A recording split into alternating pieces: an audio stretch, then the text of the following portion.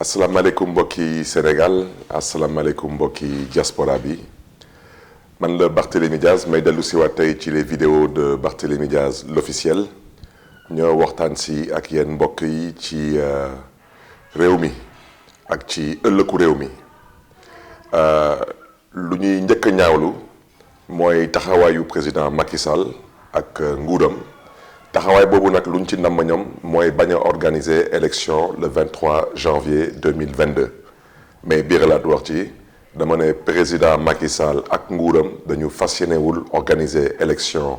locale le 23 janvier 2022 te duma waxantu élection jël date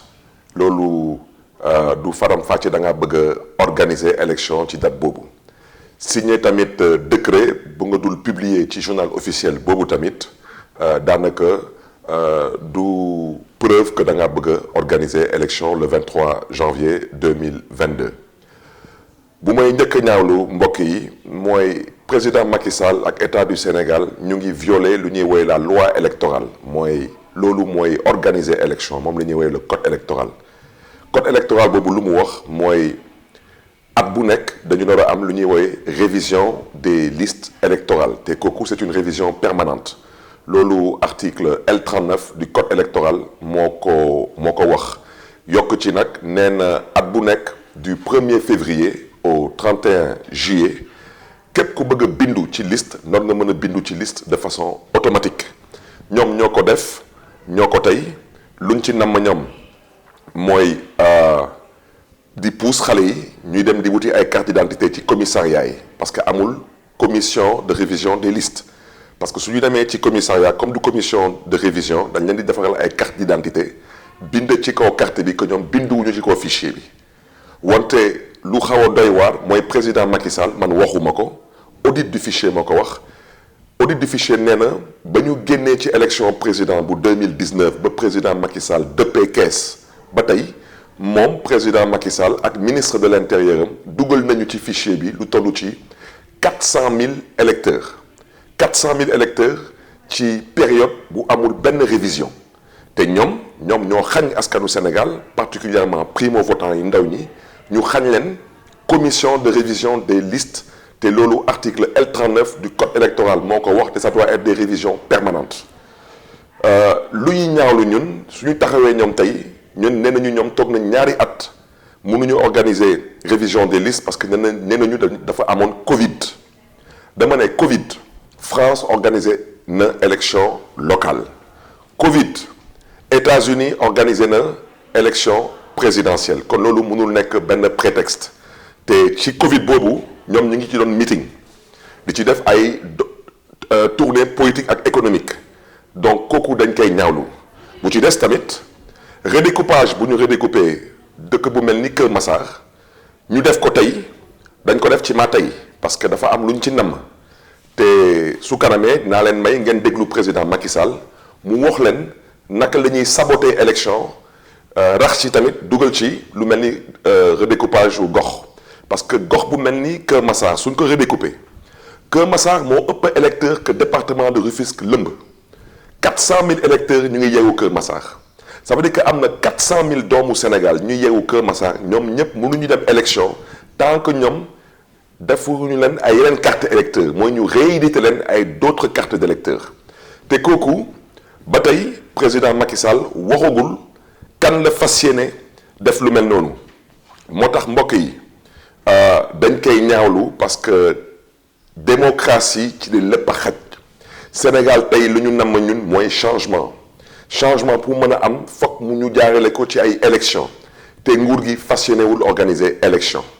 te kooku dañ koy ñaawlu lu nguur gi fas yéene organiser suñu jógulee taxaw tem te wane suñu bopp lu mu fas yéene organiser le 23 janvier 2022 mooy lu ñuy wooyee une farce électorale mooy caaxaanu élection mais du élection te amul kenn ci ñun kuy nangu ji dem ci élection te jotuñu ci fichier bi kenn ci ñun amul ci fichier bi te loi électorale bi lu mu wax dafa leer nee na ñuy organiser élection yi mooy waa Sénat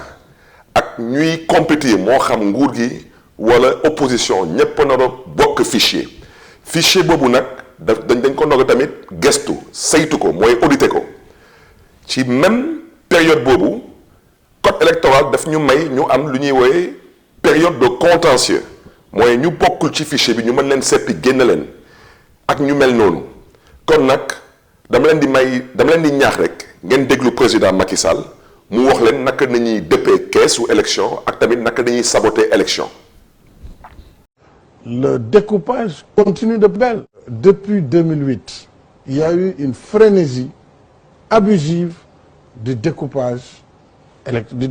administratif. Et ce découpage a permis au PDS justement de gagner les seules collectivités découpées. Donc, c'était là la trouvaille pour 2012. Ils ont créé 60 nouvelles communautés rurales depuis là. 60 nouvelles communes, 20 arrondissements nouveaux, 10 départements nouveaux. Alors, le tout dans un méli-mélo indescriptible, sans tenir compte des impératifs qui doivent sous-tendre tout découpage administratif. Puisqu'ils n'ont pas pris le temps, simplement, de faire toutes les enquêtes sociologiques, économiques, politiques, etc., pour faire des arbitrages justes. Au-delà même de l'aspect politique, ce découpage est porteur de germes de violence pour les communautés décentralisées. Le découpage vient leur donner le prétexte de remettre en cause les électeurs qui avaient des cartes. Puisque dès lors que vous êtes dans une collectivité découpée, excusez-moi du terme, vous devez changer de carte d'électeur, puisque vous n'êtes plus dans la même circonscription administrative. Mais vous étiez... Et tout le monde sait, toute la gymnastique qui sera faite, les cartes de Djahao seront envoyées à Ranérou, et ainsi de suite. Les gens, au bout de 3, 4, 5 fois, ils vont se décourager. Et ils ne voteront pas. Le fichier, c'est le registre où on consigne les électeurs. Ce registre, après, il fait l'objet d'un traitement pour dessiner une carte électorale, c'est-à-dire pour redistribuer ces électeurs dans l'espace national, territorialement.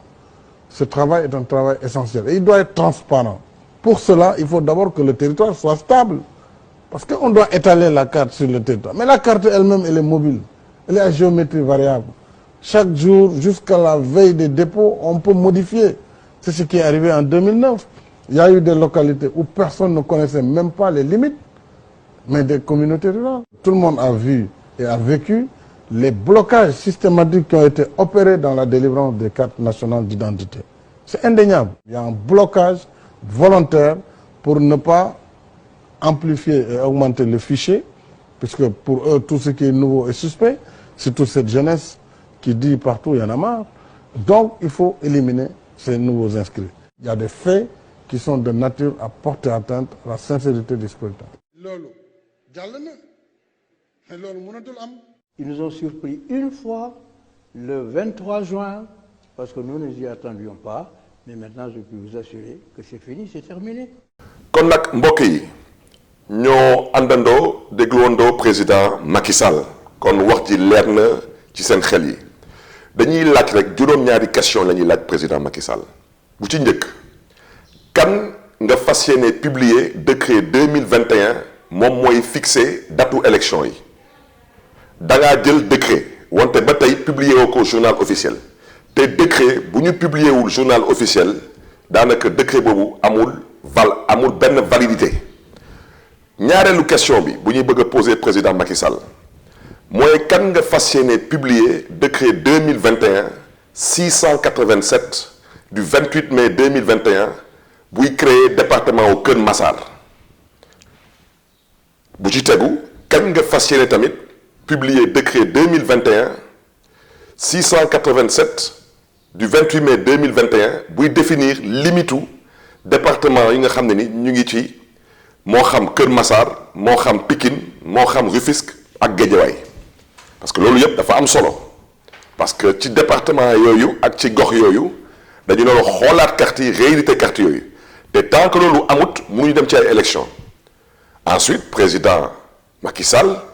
kañ nga fas yéene am révision exceptionnelle des listes électorales parce que yow kese yow képp yow rek yow donc ak sa ministre de l'intérieur yéen daal xaw ma fan ngeen jaar wante ba ngeen dëppee kees ci élection président bu 2019 jot ngeen dugal ci fichier bi lu toll ci 400 000 électeurs xamuñu sax est-ce que ay doomu réew mi lañu kon nag loolu tegu leen ko ci benn yoon wante lu leen yoon santaane mooy yéen kañ ngeen fas yéene organiser révision exceptionnelle des listes ndax xale yi primo votant yi ñu mën a dem bindu ji. juróomeelu question bi mooy réédition des cartes d'électeurs pour département bu Kër Massar ak commune ñu nga daal di redécouper kan nga fas yéene defaat carte yooyu ndax ñooñu mën a bokk ci fichier bi ñu mën a wote. juróom-benneel question bi mooy kañ nga fas yéene convoquer collège électoral bi mooy ne nga da ngay organiser élection wante kañ nga fas yéene convoquer collège électoral bi te loolu am na solo ci suñu xaar bu gàtt. bu ci tegu nag mooy kañ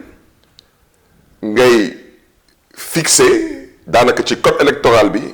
concertation pour ñu mën a toog ñu waxtaanee lu mel ni fixation du montant de la caution.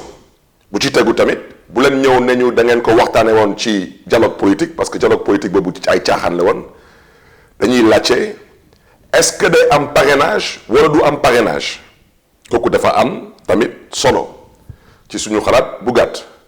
kon nag mbokk yi lu ngeen gis lii yépp ñuy toog di ko ñaawlu parce que fu ñu jëm ndox taawu fa te président Macky Sall nee na moom day wootee defante ci defante boobu nag ma bëgg a yee ci askan wi seen doomu ndey Ousmane Sonko moom dañ ko bëgg a faagaagal su ma baat ci kaw ñoom lu ñu jàpp ñoom mooy daanaka éliminer nañu Karim Meïssa Wade éliminer nañu Khalifa Ababacar Sall. lu leen dese tey mooy éliminer kii di Ousmane Sonko yéen su ngeen taxawulee yéen askanu Sénégal particulièrement yéen ndawi Sénégal yi balaa ñu génn ci weeru septembre laa wax su ngeen ci taxawulee dinañ def ci Ousmane Sonko lu ñu nama def ci Ousmane Sonko te loolu kenn du ko nangu parce que loolu jekkul ci démocratie ñépp ci nar a bokk kon nag mbokk yi fu may daanalee mooy lépp yokku te loolu dafa jéggi dayoo loolu. daanaka ci gàttal fu président Macky Sall di dem di wuti ji lu mel ni roplaan muy yokk njëgu dund bi biir Sénégal kooku xel mënu ko nangu moo tax ñu leen di ñaax woote bu M2D woote ajjuma bii mooy le 11 juin ak le 23 juin buy ñëw na ngeen jóg ngeen taxaw tem parce que taxaw tem jot na te xeex bi du xeexu politique xeex bi xeexu citoyen la xeex bi xeexu askanu Sénégal la kon nag ñu ngi gërëm ñëpp di sant ñëpp